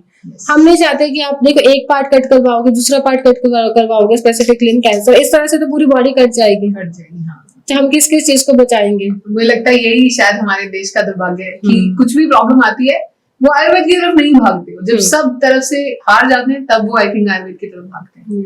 आपके पास मतलब अब तक का अगर मैं बात करूं, सबसे क्रिटिकल केस कोई ऐसा आया हो जिसको देख के आपको लगा हो यार भाई काश तू पहले आ गया होता, ऐसा कभी कोई केस आया है? डेफिनेटली मेरे पास 2 केसेस हैं, बट अभी चल रहे हैं वो सारे केसेस। ओके, तो तीनों ही मेरे कैंसर पेशेंट हैं। एक पेशेंट जो है वो तो आउट ऑफ इंडिया का ही है, एंड उनको 4 बार सर्जरी हो चुकी है, that is the male patient, and surgeries के बाद कीमोस, रेडिएशंस, एवरीथिंग, उसके बाद में वो आए हैं। बट अनफॉर्चुनेटली कुछ रहता है कंट्रीज का, वो नहीं आ पाते हैं फॉरेन के लोग, तो मैंने उनको मेडिसिन दी है। बट आप बिलीव करोगे कि उनको मेडिसिन से विद इन 1 मंथ के अंदर कितना पॉजिटिव रिस्पॉन्स आया, सिर्फ मेडिसिन से। मेडिसिन के साथ में मैंने उनको डाइट प्लान प्रॉपर दिया है, वो डाइट प्लान को फॉलो कर रहे हैं, मेडिसिन को फॉलो कर रहे हैं, और साथ में कुछ चीजें मैं बताती हूँ पेशेंट को, क्योंकि हर कोई चीज हम नहीं कर पाते हैं। तो एक कुछ चीजें हैं जो हम घर पे हमेशा कर सकते हैं, जैसे कि हम बोलते हैं सन थेरेपी, जो लाइट थेरेपी है हमारी। अब सन घर पे लो उसको, ठीक है, ZVT 0 वोल्ट जो थेरेपी होती है, आप उसको घर पे भी ले सकते हो। नंगे पैरी घास पे चलना है, अब मैं पेशेंट को बोलती हूँ दोनों काम एक साथ कर लो। सुबह की जो सनशाइन है आप उसमें वॉक भी कर लो और सनशाइन भी ले लो। मतलब फॉरेनर्स ने भी आयुर्वेद में मतलब ट्रस्ट करना।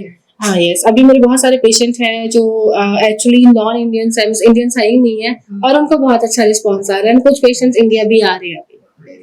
इसके अलावा जैसे आयुर्वेद में मानते हैं कि आयुर्वेद जो है वो कोई भी कभी भी कुछ भी ले सकता है, कोई भी बंदा ले सकता है आयुर्वेद मेडिसिन। नहीं, ऐसा कुछ भी नहीं है, ये टोटली मिथ है, बिकॉज इसी के कारण आई थिंक आयुर्वेद बदनाम है। yes, हाँ। हर कोई इंसान जो है कहीं से भी कुछ भी देख के ले लेता है, उसके बाद में उसको रिजल्ट नहीं आता, फिर हम ब्लेम करते हैं। बट द थिंग इज, लेने से पहले कि आपने डॉक्टर से पूछा था या आपने डॉक्टर से कंसल्ट किया था, फिर हम कैसे ब्लेम कर सकते हैं कि आयुर्वेद काम नहीं करता है। जैसे कई बार कैबिनेट शॉप पे हम जाते हैं ना, तो मैंने भी देखा कैबिनेट शॉप में बड़ी सारी आयुर्वेदिक मेडिसिन वहां पे रखी होती है, काफी सारी, जैसे ब्रह्मी रखी होती है, अश्वगंधा पाउडर रखा होता है, तो मतलब वो खुद ले सकते हैं। कई बार केमिस्ट वाला ही सजेस्ट कर देता है कि ये ले लो, इससे नींद अच्छी आ जाएगी।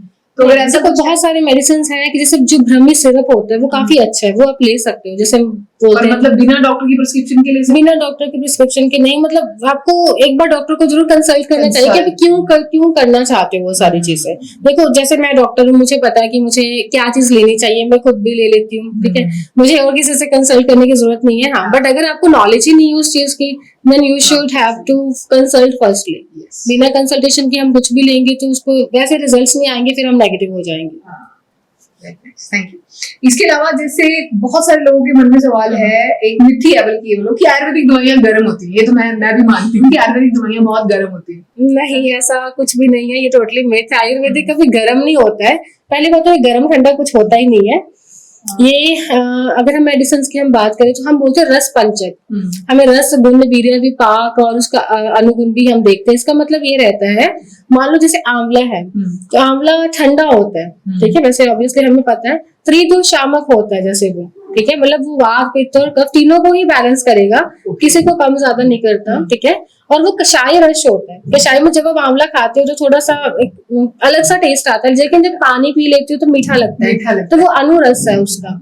सिमिलरली हर एक औषध का, मतलब हर एक इंग्रेडिएंट का अपना अपना रस पंचक होता है। तो रस पंचक में सारी चीजें आती है, ठंडी भी होती है कुछ। देखो, हमें गर्म भी चाहिए क्योंकि वात और कफ को बैलेंस करने के लिए आपको गर्म चीजें चाहिए, बट पित्त को हमें बैलेंस करने के लिए ठंडी ही चीजें चाहिए। और पित्त की जितनी भी आप चीजें देखोगे वो सारी ठंडी ही है। मतलब जब भी आप किसी पेशेंट को मेडिसिन देते हैं, आयुर्वेदिक मेडिसिन, तो गर्म और ठंडी दोनों मिक्स करके देते हैं, ऐसा कुछ है? वो डिपेंड करता है कि उसको क्या प्रॉब्लम है। क्योंकि कभी भी, जैसे मैंने आपको पहले भी बताया था कि एक एलिमेंट कभी भी प्रधान नहीं होता है, तीनों ही होते हैं। उनमें से सबसे ज्यादा प्रधान कौन है ये देखना है हमें। बाकी जितनी भी मेडिसिन बनती है वो टोटली बैलेंस अमाउंट में बनती है। चाहे कोई भी आप मेडिसिन उठा के देखोगे तो टोटली उसमें बैलेंसिंग होती है, उसमें कोई भी एलिमेंट ज्यादा नहीं होगा, ना कोई गर्म होगी ना ठंडी होगी। इट इज अ बैलेंस, ना तो वो आपको गर्मी करेगी ना ही वो आपको ठंडा करेगी। इसके अलावा जैसे एक और मिथ है हमारे पास, वो है कि जो आयुर्वेद है वो टेम्पररी रिलीफ है, ऐसा भी है कि परमानेंट रिलीफ नहीं होता है? ये टोटली मिथ है, बिकॉज आयुर्वेद आपको परमानेंटली रिलीफ देता है। ये रूट कॉज के ऊपर काम करता है, इसलिए हमें टाइम लगता है। बट आजकल तो इतना भी टाइम नहीं लग रहा है, क्योंकि जैसे टेक्नोलॉजी आगे बढ़ रही है, हम 21st सेंचुरी में है। आयुर्वेद बहुत एडवांस हो चुका है, बिकॉज आयुर्वेद में सिर्फ मेडिसिन से ही नहीं आती। आयुर्वेद में आपका पंचकर्म भी होता है, साथ में आपका लाइफस्टाइल मॉडिफिकेशन भी होता है, आपकी डाइट के ऊपर काम किया जाता है, योगा, मेडिटेशन, एक्सरसाइज, ये सारी चीजें भी सिखाई जाती हैं आपको। हमारी बॉडी की जो चक्र होते हैं उसके बारे में भी बताया जाता है। तो अगर हम इतनी सारी चीजों को लेके चलेंगे तो डेफिनेटली टाइम भी लगेगा थोड़ा, और साथ में ये डिपेंड भी करेगा कि आपको कौन सी बीमारी, देखो सीवियरिटी ऑफ द डिसीज कितना ज्यादा सीवियर है, उसका ड्यूरेशन कितना है, और वो एक्यूट है या क्रॉनिक है, ये सबसे बड़ी इंपॉर्टेंट चीज है। आयुर्वेद में इसका एक श्लोक है जिसका मैं आज समझाऊंगी, बिकॉज श्लोक काफी बड़ा है। तो उसमें रहते हैं कि दो चीज रहती है, शमन और शोधन चिकित्सा। शमन चिकित्सा वो होती है कि जब आपने कुछ भी मेडिसिन ले ली, कुछ भी खा लिया, उससे आप ठीक हो गए, लेकिन उससे चांसेस रहते हैं कि वापस आ जाएगी बीमारी। लेकिन शोधन, जैसे कि पंचकर्मा में हम आपको शोधन करते हैं, टोटली डिटॉक्सिफाई करते हैं। एक बार जब हम पंचकर्मा करते हैं तो वापस उस बीमारी के आने के चांसेस बिल्कुल जीरो होते हैं।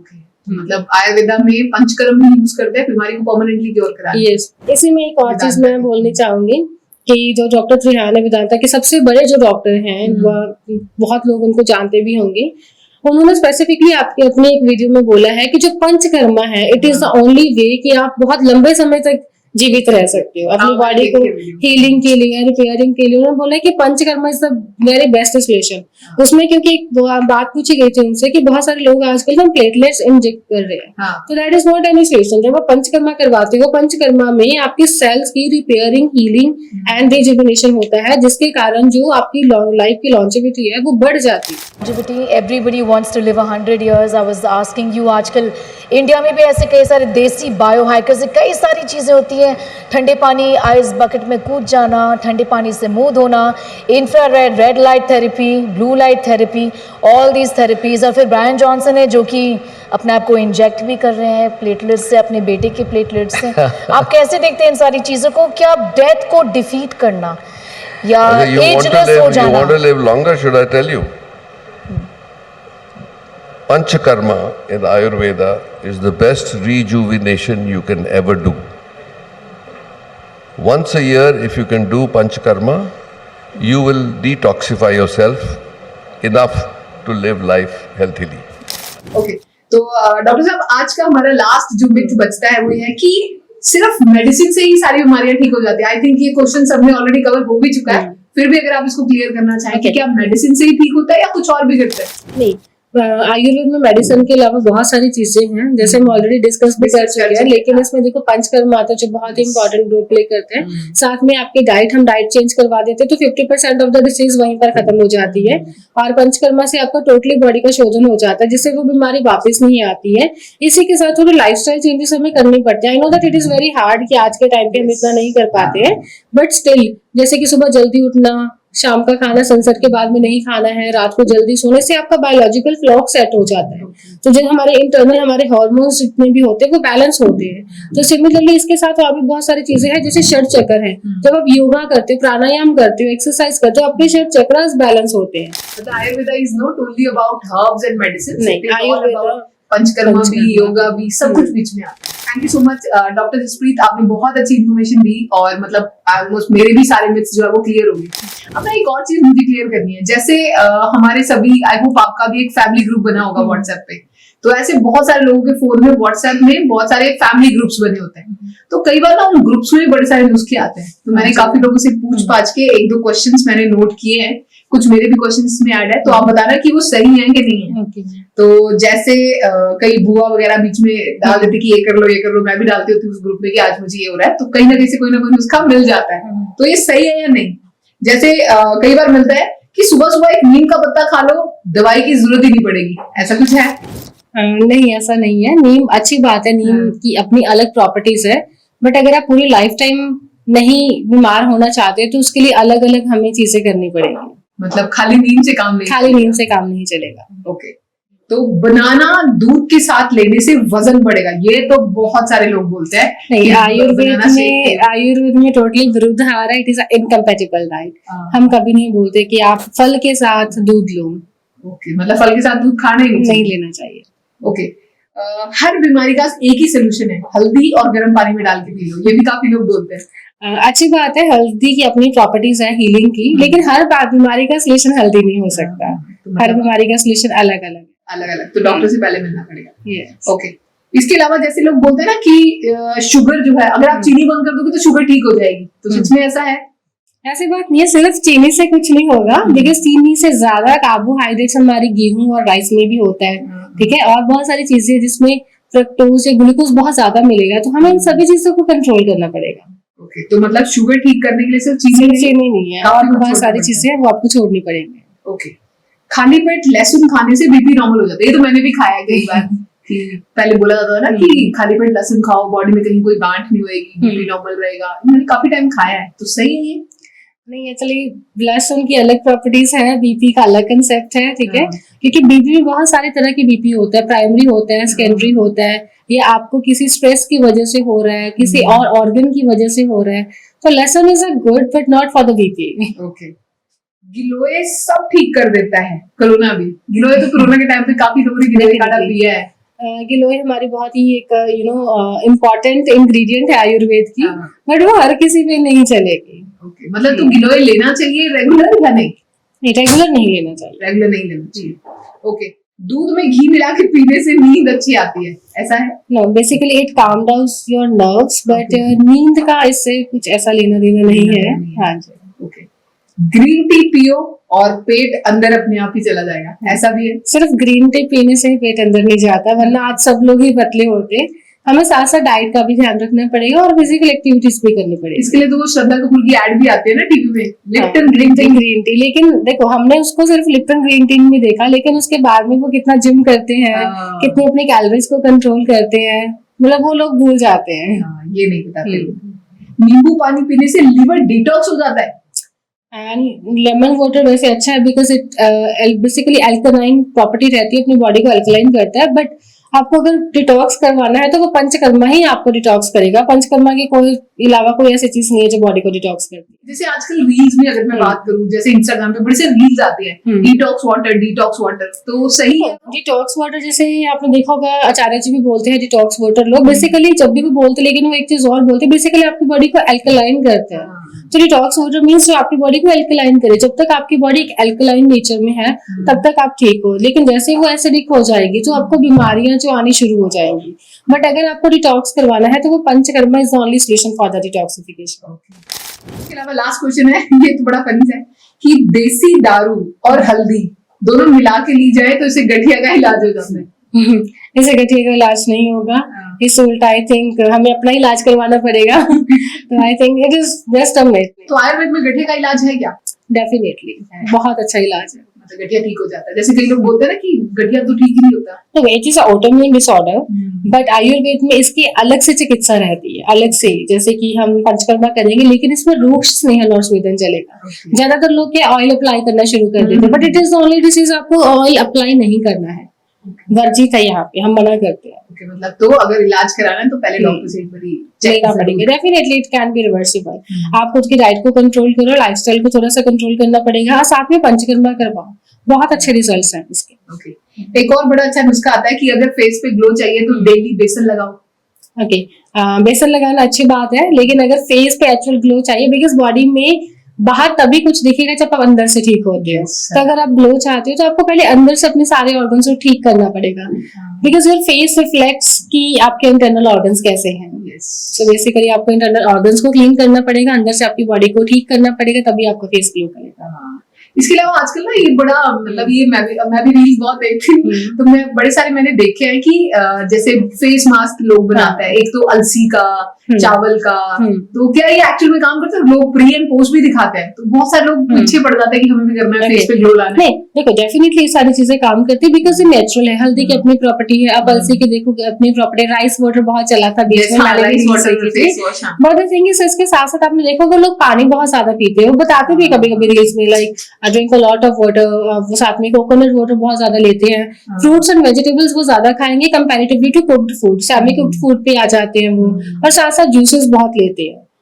सिर्फ फेस पैक काम नहीं करेगा, सारी चीजें बॉडी को अंदर से डिटॉक्स करना पड़ेगा, वो डिटॉक्स करना पड़ेगा, क्योंकि वो एक टेम्पररी सा रिलीफ देगा अगर आप ले भी रहे हो तो। हाँ। अभी जैसे मैंने आपको फेस पैक के बारे में बताया, लेकिन हिम्स के अंदर हम क्या करते हैं, हम डीआईपी डाइट को यूज करते हैं। डीआईपी डाइट का मतलब होता है बेसिकली हमने गेहूं, चावल, दूध, चीनी, नॉनवेज नहीं खिलाते हैं। इसकी टोटली ऑल्टरनेटिव डाइट होती है जो कि मिलेट्स पे होती है, और साथ में हम कोकोनट वाटर, कोकोनट मिल्क और एल्मंड मिल्क देते हैं पेशेंट को, और साथ में हम कुछ चीजें देते हैं जैसे हमारा रेड जूस बहुत फेमस है और हमारा ग्रीन जूस काफी अच्छा है, तो वो हर कोई ले सकता है, और उससे पेशेंट को एक बहुत ही नेचुरल ग्लो आता है, वो भी इंस्टेंट ग्लो आता है। मतलब डीआईपी डाइट, ये डीआईपी क्या है? मतलब डीआईपी मींस होता है disciplined and intelligent person diet. ये टोटल 15 इयर्स ऑफ रिसर्च के ऊपर बेस है, एंड यहाँ पे रिसर्च हुआ था जहाँ पे पता लगा कि जितना हम एनिमल प्रोडक्ट्स नहीं लेंगे, मींस दूर रहेंगे, उतनी हमारी बॉडी है, हमारी बॉडी के सेल्स है वो अच्छे रहते हैं। अगर मैं सेलुलर लेवल तक जाऊं तो सेल्स में बहुत सारी ऐसी चीजें रहती है, जब हम क्योंकि cooked food, semi cooked food हम ज्यादा खा रहे हैं, और उससे क्या है ज्यादातर बॉडी एसिडिक हो जाती है, क्योंकि वो हम फ्राइड करके खा रहे हैं, कोई डीप फ्राई कर रहा है, कोई एयर फ्राई कर रहे हैं, अलग अलग तरीके से कर रहे हैं। बट हमारी बॉडी में जो एक गट फ्लोरा भी होता है, हम अपने बोलते हैं हमारा जो गट है it is a second brain. आपका जो गट फ्लोरा ही अगर ठीक नहीं है तो अब कैसे आपकी बॉडी के अंदर वो ग्लो आएगा नेचुरली। तो जो हमारे आभा है, आयुर्वेद में वर्ड यूज करते हैं that is abha, lustre of your face, वो तभी आएगा जब आपका गट फ्लोरा अच्छा है, आपकी small intestine, large intestine, stomach आपका अच्छा है। तो वो कब अच्छा होगा? जब आप नेचुरल चीजें लोगे ज्यादा से ज्यादा, क्योंकि फ्रूट्स और वेजिटेबल्स में क्योंकि ये अनकुक्ड है, तो डेफिनेटली जब ये चीजें आप लेते हो, एक तो आपकी जो प्रोबायोटिक प्रीबायोटिक हम बात करते हैं वो अच्छा होता है आपका गट फ्लोरा, बिकॉज जो बैक्टीरिया का बेसिकली भोजन है वो उनको अच्छे से मिलता है, गुड बैक्टीरिया जो हमारी बॉडी के अंदर होते हैं। और इसी के साथ जो हम ये डाइट जब ले रहे होते हैं ना, तो हम इसमें बोलते हैं कि हमें 2 प्लेट सिस्टम लेना है अपने वेट के अकॉर्डिंग। अगर मेरा वेट 60 है तो मैं 600 ग्राम्स में पहले फ्रूट्स खाऊंगी, और 300 ग्राम्स में बाद में सैलेड या रात को सैलेड या फ्रूट्स जो भी खाना है वो खाएंगे। मतलब फ्रूट्स हमेशा पहले खाने चाहिए, फ्रूट्स पहले। और हमारा जो अभी अगर हम फॉलो करते आ रहे हैं, अभी हम क्या करते हैं, खाने के साथ सलाद लेते हैं, एक रोटी खाई फिर सलाद खाया, रोटी खाई फिर सलाद खाया, और फ्रूट्स खाने के बाद खाते हैं। ये सही नहीं है। नहीं, ये सही नहीं है, बिकॉज हमें क्या, जो हमारी बॉडी को वो रिक्वायरमेंट रहती है हमारे, क्योंकि हमें काम करना है, हमें खाना खाना है, लेकिन उसको पचाने का काम हमारा डाइजेस्टिव सिस्टम का है। लेकिन डाइजेस्टिव सिस्टम के अंदर भी हमारी बहुत सारी ऐसी चीजें हैं जो खाने को पचाएंगी। अगर आप पहले फ्रूट ले लोगे और अपना सलाद ले लोगे, इससे हम जब आयुर्वेद की बात करें जठर अग्नि की, तो वो दूषित नहीं होती है, वो पहले अपना काम अच्छे से करेगी, बिकॉज उसको वो कंटेंट मिल गया है, वो फ्यूल मिल गया। जठर अग्नि क्या है? जठर अग्नि जो होती है बेसिकली हम कोष्ठ की अग्नि की बात करते हैं। मतलब हमारे में टोटली 11 प्रकार की अग्नि रहती है, ठीक है। 5 भौतिक अग्नि होती है, 7 धातु अग्नि होती है, प्लस 1 जठर अग्नि होती है। बहुत कुछ है, बहुत कुछ है। तो बेसिकली जो हमारा कोष्ठ है, आप किस तरह का खाना खा रहे हैं, आपने देखा होगा एक ना, मतलब मान लो हम दोनों ने खाना खाया, मैंने मतलब पराठा खा लिया और मेरे को लंच टाइम तक भी भूख नहीं लगेगी, लेकिन आपको लग जाएगी। बहुत सारे लोग ऐसे होते हैं। इट मींस दैट मेरा जो कोष्ठ है, मेरी अग्नि वो मंथ है, मतलब वो उसका जो मेटाबॉलिज्म है मेरा स्लो है, आपका मेटाबॉलिज्म फास्ट है। सो बेसिकली हम यहाँ पे बात करते हैं मेटाबॉलिज्म की। अग्नि मींस आपका मेटाबॉलिज्म कैसा है। तो क्या वो मतलब बंदा ठीक है जिसको बार बार भूख लगती है? कि देखो इतनी बार भी नहीं लगनी चाहिए। हाँ, जो नॉर्मल हमारा लंच, ब्रेकफास्ट और डिनर का टाइम है उतनी लगनी चाहिए। अगर आपको बहुत ज्यादा लग रही है तो वो बात का एलिमेंट रहता है, बात एलिमेंट उसमें प्रधान रहता है, तो इतनी बार बार भी भूख नहीं लगनी चाहिए। इसके अलावा कोई मतलब जाते जाते आप हमारे व्यूअर्स को कुछ मतलब बताना चाहेंगे कि आयुर्वेद के बारे में, क्योंकि आज बहुत सारे लोगों के मिथ्स क्लियर होंगे, तो आप क्या बोलना चाहेंगे उन लोगों को जिनको ये मिथ्स थे, या आयुर्वेद के लिए आप कुछ उनको इंस्पायर करना चाहेंगे, मतलब बोलना चाहेंगे? तो मैं लास्ट में कहना चाहूंगी, जो आयुर्वेद है, आयुर्वेद का मतलब ही होता है it is a living science, it is a science of life. तो यहाँ पे लाइफ के बारे में हर एक चीज को बताया जाता है, सिखाया जाता है, पढ़ाया जाता है। तो Ayurveda is not only about कि मेडिसिन नहीं है, पंचकर्मा नहीं है, इसके अलावा भी बहुत सारी चीजें हैं जो हम इसमें कवर अप करते हैं। एंड जैसे आपका लाइफस्टाइल है, बेसिक आपकी डाइट कैसी होनी चाहिए, ऋतुचर्या का वर्णन है, दिनचर्या का वर्णन है कि आपको दिन में क्या क्या करना है, हमारी जो सीजन चेंज होते हैं तो according to the changes in the season आपको क्या क्या खाना है, पीना है, उन सब चीजों के बारे में भी बताया गया है। इसके अलावा बहुत सारी चीजें हैं, बिकॉज बहुत ही वास्ट टॉपिक हम एक एपिसोड में तो डेफिनेटली कंप्लीट नहीं कर सकते हैं। तो मेरा यही रिक्वेस्ट रहेगा कि अगर आपको किसी को भी डाउट है, स्टिल ना अगर आपको कोई मिथ लग रहा है आयुर्वेद का, तो आप हमें बताओ, सो दैट हम उसको आगे एपिसोड में उसको क्लियर कर पाए। ठीक है, thank you so much doctor साहब, आपने बहुत अच्छी जानकारी दी। आई होप हमारे व्यूअर्स को उनके सभी सवालों के जवाब मिल गए हैं। Thank you so much for coming to our. Thank you so much. तो आज हमने जाना कि आयुर्वेद कोई पुराना किस्सा नहीं है, बल्कि एक जीता जाता विज्ञान है। आयुर्वेद सिर्फ शरीर नहीं बल्कि मन और आत्मा को भी संतुलित करता है। याद रखिएगा, गलतियां और मिथ्स सिर्फ दूरियां बढ़ाती हैं, लेकिन आज हमने आयुर्वेद की सभी मिथ्स को एक साइंटिफिक तरीके से समझा, तो आई थिंक आज आपको आयुर्वेद से जुड़ने में और मदद मिलेगी। अगर आपको आज का एपिसोड अच्छा लगा हो तो प्लीज हमें लाइक, फॉलो, सब्सक्राइब जरूर करें और अपने दोस्तों के साथ शेयर करें जिनको इसकी सबसे ज्यादा जरूरत है। तो फिर मिलते हैं अगले एपिसोड में। मैं हूं आपकी होस्ट सोनिया धीमान और मिलते हैं अगले एपिसोड में एक नए डॉक्टर और एक नए टॉपिक के साथ। तब तक अपना ध्यान रखिए। धन्यवाद। पूरे भारत में हमारे 58 से अधिक हॉस्पिटल्स, 60 से अधिक क्लिनिक व डे केयर सेंटर्स हैं। पूरे भारत में 900 से अधिक आयुर्वेदिक, एलोपैथिक, होम्योपैथिक व नेचुरोपैथी डॉक्टर्स हमारे साथ जुड़े हुए हैं। भारत के हर बड़े शहर में हमारे आयुर्वेदिक हॉस्पिटल्स हैं। इनमें से मुख्य हॉस्पिटल मेरठ, दिल्ली NCR, मुंबई, लखनऊ, डेराबसी, पंचकुला और कुरुक्षेत्र में हैं। यहाँ पर kidney fail, liver fail, cancer, heart problem, जोड़ों के दर्द, diabetes, BP, sugar, piles, fissure व फिस्टुला और अन्य बड़ी से बड़ी बीमारियों को रिवर्स किया व सिखाया जाता है। अगर आप वीडियो में कही गई बात से सहमत हैं तो Y टाइप करें, सहमत नहीं हैं तो N टाइप करें।